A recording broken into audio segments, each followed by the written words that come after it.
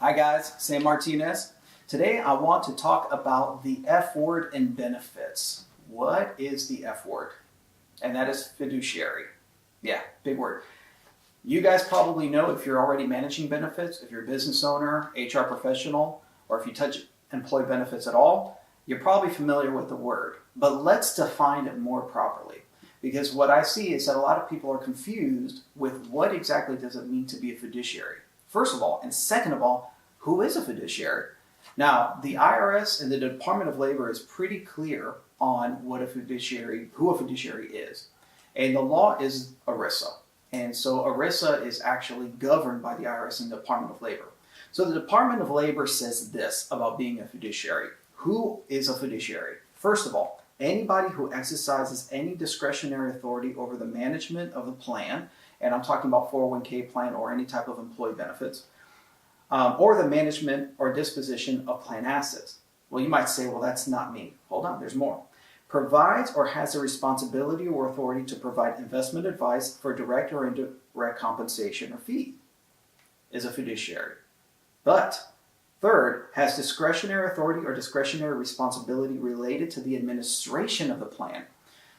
So what I hear a lot is that, well, I have a broker who helps me with the investments. They're the fiduciary. Brokers, by the way, are not fiduciaries. Only advisors are. One of the reasons that Blue Sky Benefits started out as Blue Sky Coaching, that we started this company, is actually so we could be co-fiduciaries with our plan sponsors. So there's many other brokers and advisors who will give that in writing, but you have to make sure you actually get affirmative in writing that somebody is acting a fiduciary duty. Now, you might think that your record keeper is a fiduciary. Well, they're only a fiduciary to what they have to do, not over the discretion that you have in the plan. And so many people assume that all these other people that they've hired are fiduciaries, when actually they are not fiduciaries totally the way you are the employer who actually touches the plan. Why is this a big deal? The reason it's a big deal, number one, to know your fiduciary responsibilities, and secondly, know how to act within those responsibilities, is that as a fiduciary, you are personally liable, not just corporately. If there is a massive breach, if something happens and you try to use the law of ignorance, that's not going to work. You have to know what your responsibilities are and try to mitigate as much of that liability as possible. So what can you do, first of all, to try to help yourself with these responsibilities? The first thing is understanding what it means.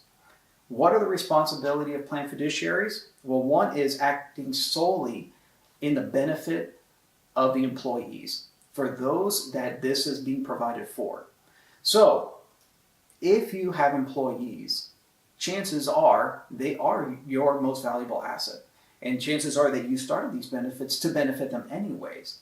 So don't think of this as a heavy responsibility as much as it is just part of the job of taking care of your people. The second thing is you got to carry out the duties with skill, prudence, and diligence.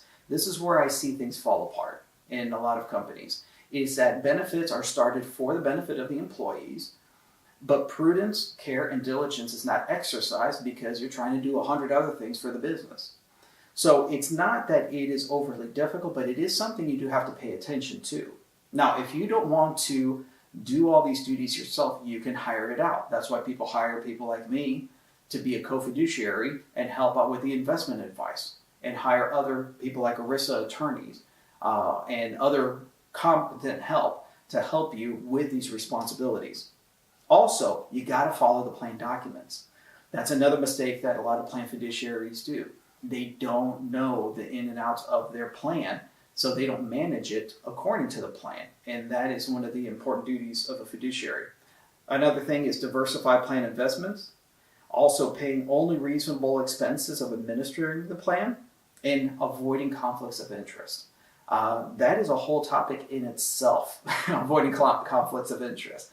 But just know this, if you have any discretion at all, if you touch payroll, in other words, if you are in human resources, if you're the owner of the company, you are a fiduciary. So understand your role and make sure that you make the right plans to actually fulfill those responsibilities. I have several documents that I can send over to you, both by the Department of Labor and even white papers that I have written. So please, shoot me an email, send us a contact, and I'm happy to give you that information. Hope this helps.